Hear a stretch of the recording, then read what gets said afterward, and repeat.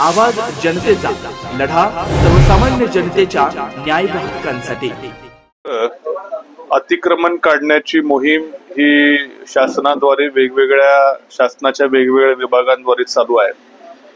ठीक आहे, कायद्याप्रमाणे अतिक्रमण काढण्याला कोणाचा विरोध नाही, परंतु मात्र हे अतिक्रमण काढत असताना काही ठराविक लोकांना न्याय, काही ठराविक लोकांवर अन्याय देखील मोठ्या प्रमाणात होताना दिसून येते।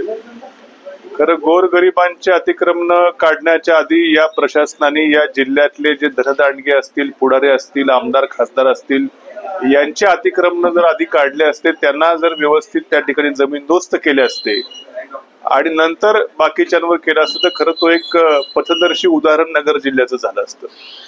माझ्याकडे एक जबाब आहे 2000 साधारणपणे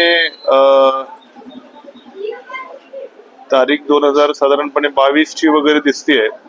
याच्यामध्ये जबाब लिहून देणार शिवाजी भानुदास कर्डिले यांनी एक मंडलात महसूल विभागाला एक जबाब लिहून दिलेला आहे। त्यांचं स्वतःचं जे घर आहे जिथं ते राहतात, त्या घरासंदर्भात ते अनधिकृत बांधकाम असल्याची तक्रार होती। त्या संदर्भात त्यांचा ज्यावेळेस पंचनामा झाला त्यावेळेस त्यांनी स्वतः लिहून दिलेला जबाब आज माझ्याकडे आहे, मी तुम्हाला व्हॉट्सअपवर पाठवतो। त्यातलं फक्त शेवटचा पॅराग्राफ 4-5 ओळी मी वाचतो, पूर्ण वाचून आपला वेळ घेत नाही। मान्य सहाय्यक संचालक नगर रचना अहमदनगर यांनी मंजूर केलेल्या रेखांकनाप्रमाणे शेतघराच्या तळमजल्याचे बांधकाम केलेले आहे। म्हणजे त्यांचं जे शेतघर म्हणून फार्म हाऊस म्हणून जे सध्या तिथे राहतात, त्याची जी काय बांधकाम परवानगी सहाय्यक संचालक टाउन प्लॅनिंग कडनं जे काय नकाशे लेआउट मंजूर केले होते, त्यानुसार त्यांनी बोललं की शेतघराच्या तळमजल्याचे त्यानुसार बांधकाम केलेले आहे। तथापि प्रत्यक्ष जागेवर पहिल्या मजल्याचे म्हणजे फर्स्ट फ्लोअर, तळमजल्याच्या वरती जो वरचा मजला आहे, पहिल्या मजल्याचे केलेल्या बांधकामाचे सुधारित बांधकाम नकाशे तयार करून मान्य उपविभागीय अधिकारी म्हणजे प्रांत नगर यांच्याकडेच बांधकाम परवानगी मिळणे कामी प्रकरण सादर करणार आहे। म्हणजे हे घर जवळपास 10-15 वर्षापूर्वी बांधलेलं आहे। 2022 मध्ये ते महोदय सांगतात की मी तळमजला जो आहे हा नियमित आहे, पण वरच्या मजल्याचं बांधकाम तेच सांगतात की माझं अनधिकृत आहे, त्याच्या बांधकाम परवानगीसाठी मी सादर केलेलं आहे पण नाही म्हणत आहे, सादर करणार आहे असं त्यांच्या जबाबात लिहितात। आणि हा दिनांक 16/6/22 रोजी मी हा जबाब लिहून दिला। सदरचा जबाब मी सांगितल्याप्रमाणे टंकलिखित करण्यात आलो असून तो खरा व बरोबर आहे। जबाब लिहून देणार शिवाजीराव भानुदास कर्डिले, हे इथं माझ्याकडे हे जबाब आहे, तुम्हाला सर्वांना व्हॉट्सअप देखील करतो। त्याचबरोबर माझ्या माहितीप्रमाणे मला जी माहिती मिळालेली आहे त्यानुसार त्या घराचं जे बांधकाम आहे ते बुरानगर आणि नागरदेवळे शिव रस्ता जो आहे, या शिव रस्ता मध्ये देखील अतिक्रमण करून हे बांधकाम आहे, हे माझ्या माहितीनुसार मला मिळालेली माहिती। याची देखील प्रशासनानं खरं आधी चौकशी करावी। हा नागरदेवळे बुरानगर शिव रस्ता आहे, तो बंद करून तिथं घराच्या शेडचं बांधकाम हे त्याचं फार्म हाऊस मध्ये जे काय बांधकाम आहे या रस्त्यावर देखील झाल्याची माहिती माझ्याकडे आहे। आणि मग जर या जिल्ह्यातले आमदार ज्यांच्याकडे 3 लाख लोकांचं जे प्रतिनिधित्व करतात, अशांचं घर अनियमित आहे, म्हणजे बांधकाम परवानगी नसताना बांधलेलं घर आहे, ते पण 10-12 वर्षापूर्वी त्यांनी जबाब लिहून दिलेला आहे। त्याचबरोबर ते घर जर रस्त्यामध्ये आहे तर खरं या बांधकामावरती प्रशासन का कारवाई करत नाही? या जिल्ह्यातल्या मी तर म्हणतो सगळेच आमदार खासदार काय असतील या लोकांचे खरं आधी अतिक्रमण पाडावेत आणि नंतर सर्वसामान्य आमचा पोटावरती हातावरती पोट असलेला गोरगरीब व्यावसायिक आहे त्यांच्याकडे नंतर यावं। सुरुवात मात्र या सगळ्या अशा पुढाऱ्यांपासून, लबाड पुढाऱ्यांपासून खरं सुरुवात ही प्रशासनानं केली पाहिजे।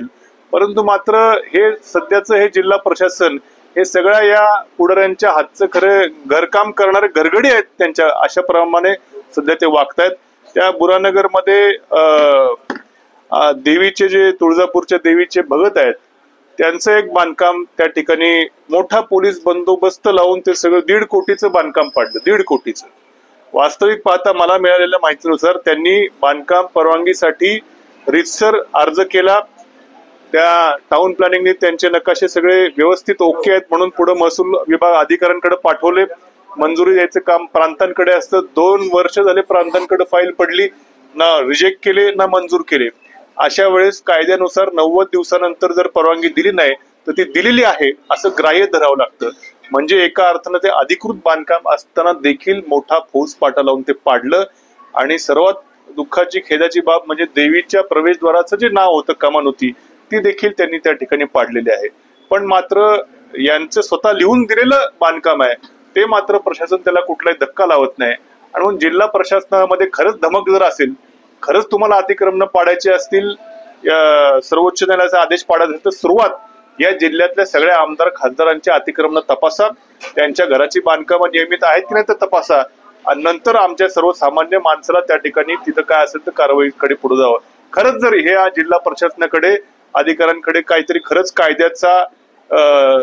कायदा पाळून जर ते काम करणार असतील तर यांची आधी बांधकामं पाडण्याची धमक दाखवावी.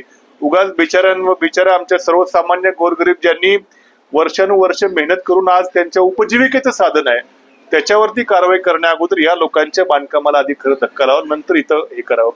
आणि राहुरी नगरपालिकेचं देखील जे काय अतिक्रमण करायची कारवाई चालू, आमचा काही विरोध नाही, ठीक आहे, नियमाप्रमाणे काय असेल ते करा, पण मात्र थोडीशी काहीतरी सहानुभूती, थोडीशी माणुसकी बघून याच्यावरती करावं. आणि एक न्याय एकाला एक न्याय, दुसऱ्याला दुसरा न्याय असं न करता सरसकट केलं असतं तर आम्ही काय म्हटलो नसतो. पण मात्र काही ठिकाणी तुम्ही काय करता, काही ठिकाणी तोंड बघून करता की काय हेही कळत नाही.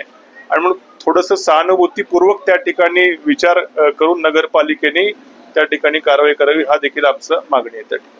नवनवीन घडामोडी आणि सत्य बातमी पाहण्यासाठी आजच आमच्या YouTube चॅनलला सबस्क्राईब करा, शेअर करा आणि लाईक नक्की करा.